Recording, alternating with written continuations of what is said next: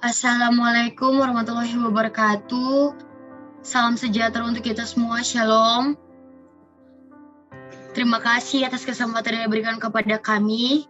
Kami dari kelompok 3 dari kelas logistik 2A, kami akan mempresentasikan atau menjelaskan hasil kerja dari kelompok kami.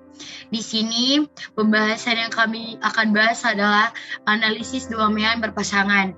Namun sebelum kita akan masuk di dalam pembahasan, kami akan memperkenalkan anggota kelompok dengan saya sendiri, Joli Audi Rangkuratat, dan Saya Sultan Erlangga. Saya Ronald Aryosa. Saya Sebastiana Warmase. Nah, itulah kelompok kami. Di sini kasus yang kita bahas adalah data penjualan BBM di salah satu SPBU yang terletak di daerah Ngawen yang diambil pada tahun 2019 yang dianggap sebagai tahun sebelum pandemi dan tahun 2020 yang dianggap ketika pandemi. Nah, data tersebut diambil dari hasil survei yang dilakukan oleh Ibu Sri Rahayu dalam penelitiannya. Berdasarkan data yang diperoleh dapat ditabulasikan sebagai berikut. Data penjualan BBM di SPBU Ngawen tahun 2019 sebelum pandemi dan tahun 2020 ketika pandemi dalam satuan kiloliter. Di sini yang pertama ada bulan Maret untuk tahun 2019-nya terdiri dari 458.363 dan tahun 2020 474.138. Dan untuk bulan Aprilnya tahun 2019 ada 415.222 dan untuk tahun 2020 ada 422.934 dan untuk bulan Mei-nya 2019 itu terdiri dari 324.807 dan untuk 2020-nya ada 299.263. Nah, untuk bulan Juni terdiri dari untuk 2019-nya terdiri dari 359.004 dan untuk tahun 2020-nya terdiri dari 445.369 dan untuk bulan Juli untuk tahun 2019-nya ada 441.548 dan untuk tahun 2020-nya ada 444.423 dan untuk bulan Agustusnya ada 471.025 dan untuk tahun 2020-nya ada 425.276 dan untuk bulan September itu ada 476.600 dan untuk tahun 2020-nya ada 420.819 dan untuk bulan Oktober ada 490.076 dan untuk 2020-nya ada 444.599 dan untuk bulan Novembernya itu ada 532.886 dan untuk tahun 2020-nya ada 407.256 dan yang terakhir untuk bulan Desembernya itu untuk 2019-nya ada 485.805 dan untuk tahun 2020-nya ada 388.876. Nah, untuk sumbernya itu berasal dari data penelitian Sri Rahayu.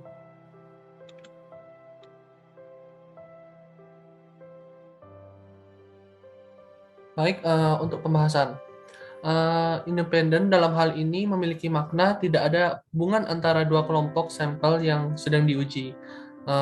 Terdapat 4 syarat yang harus dilakukan dalam melakukan uji independent sample t-test yang harus terpenuhi semua. Berikut syarat-syarat yang harus dipenuhi dalam melakukan uji independent sample t-test. Yang pertama yaitu data yang diuji adalah data yang kuantitatif. Syarat yang pertama ini adalah data berbentuk kuantitatif. Pada pengujian kali ini, data tersebut bersifat kuantitatif dikarenakan sampel yang diambil adalah penjualan BBM, di mana data tersebut disajikan dengan angka.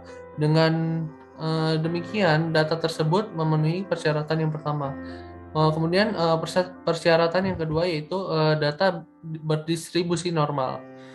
Setelah dilakukan pengujian dengan aplikasi Minitab, didapatkan hasil berikut.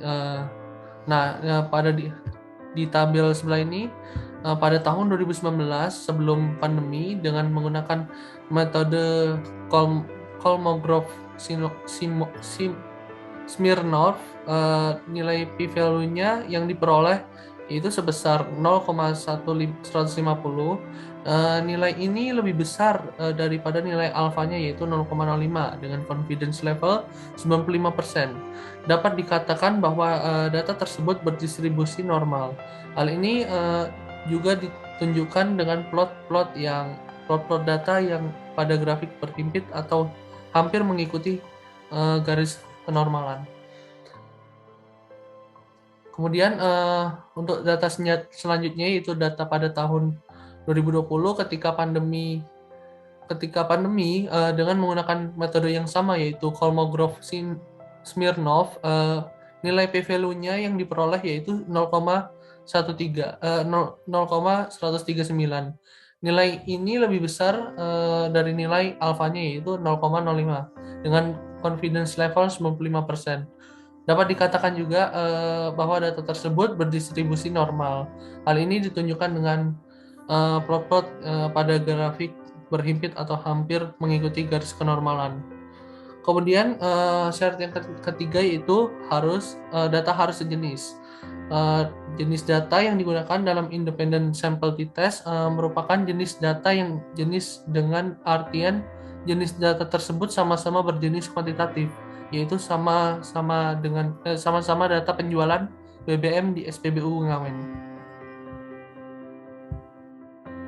Selanjutnya syarat yang keempat yaitu jumlah sampel kecil atau N kurang dari 30. Nah, untuk banyak sampel yang digunakan dalam independent sample t-test saat ini berjumlah 10 data pada masing-masing sampel. Dengan demikian, persyaratan terakhir untuk melakukan independent sample t-test dapat terpenuhi. Selain dari 4 syarat yang telah dijelaskan tadi, ada hal lain yang harus diperhatikan yaitu apakah variansi dari kedua kelompok ini sama atau tidak yang dapat kita ketahui dengan uji variansi. Berikut hasil uji variansi 2 sampel menggunakan aplikasi Minitab 19. Nah, ini merupakan hasil uji variansi data tahun 2019 sebelum pandemi dan tahun 2020 ketika pandemi menggunakan aplikasi Minitab. Untuk p-value yang didapatkannya itu ada 2. Nah, ini menggunakan 2 metode. Yang pertama metode Bonnet dengan p-value-nya itu 0,542 dan metode Leven dengan p-value-nya itu 0,392. Berdasarkan hasil uji variansi yang didapat, untuk melakukan uji hipotesis untuk MEN, maka dilakukan uji kesamaan variansi yang dapat dilakukan uji F dengan langkah-langkah sebagai berikut. Nah, untuk menggunakan uji hipotesis ini kami menggunakan metode Bonnet test. Yang pertama, uji hipotesis H0 ketika varians 1 kuadrat sama dengan varians 2 kuadrat. H1 ketika varians 1 kuadrat tidak sama dengan varians 2 kuadrat. Untuk yang langkah selanjutnya itu level signifikansinya atau nilai alfanya itu sebesar 0,05 atau confidence levelnya itu 95%. Selanjutnya p-value yang didapat pada uji kali ini menggunakan Bonnet test yaitu 0,542. Untuk langkah yang keempat, daerah kritis H0 ditolak apabila p-value-nya itu kurang dari alfa. Yang kita dapat mengambil kesimpulan dari uji tersebut yaitu kesimpulannya karena p-value kurang dari alfa maka H0 ditolak, yang berarti variansi kelompok pertama sama dengan variansi kelompok kedua. Selanjutnya, dengan dipenuhinya asumsi kedua kelompok memiliki variansi yang sama, maka uji hipotesis perbedaan rata-rata kedua kelompok dapat dilakukan dengan langkah-langkah yang datanya diambil dari basis atau baris equal variance assumptions. Dengan demikian, syarat-syarat untuk melakukan independent sample t-test dapat terpenuhi. Selanjutnya, untuk melakukan independent sample t-test menggunakan aplikasi Minitab 19. Nah, berikut gambar hasil independent sample t-test data tahun 2019 sebelum pandemi dan tahun 2020 ketika pandemi. Terdapat p-value yang didapat sebesar 0,174. Ini merupakan sumber dari uji independent sample t-test dari kelompok kami, kelompok 3.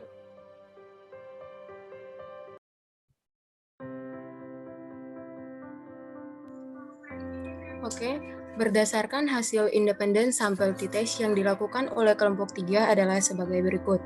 Yang pertama, uji hipotesis. H0 mu1 sama dengan mu2, H1-nya mu1 tidak sama dengan mu2. Yang kedua, level signifikan alfa sama dengan 0,05. Yang ketiga, p-value sama dengan 0,174. Yang keempat, daerah kritis H0 ditolak jika p-value-nya kurang dari alfa. Yang kelima, kesimpulan karena p-value-nya lebih dari alfa dalam kurung 0,174 lebih dari 0,05, maka H0 diterima. Artinya, rata-rata penjualan BBM di SPBU Ngawen pada tahun 2019 atau sebelum pandemi sama dengan rata-rata penjualan pada tahun 2020 atau ketika pandemi. Nah, berdasarkan hasil uji hipotesis yang dilakukan, berarti tidak ada berpengaruh pandemi dalam melakukan proses penjualan BBM di SPBU Ngawen. Nah, kesimpulannya berdasarkan hasil praktikum dan pembahasan di atas menunjukkan bahwa rata-rata penjualan BBM di SPBU Ngawen tidak mengalami perubahan yang signifikan akibat pandemi COVID-19. Dengan demikian, dapat disimpulkan bahwa tidak ada perbedaan signifikan antara penjualan BBM sebelum pandemi dengan ketika pandemi berlangsung. Daya beli BBM masyarakat Ngawen tidak dipengaruhi oleh pandemi saat ini. Demikian pemaparan materi dari kelompok kami. Jika ada kesalahan, kami minta maaf. Dan akhir kata, hiduplah seakan-akan kau akan mati besok, dan belajarlah seakan-akan kau akan hidup selamanya. Mahatma Gandhi. Terima kasih.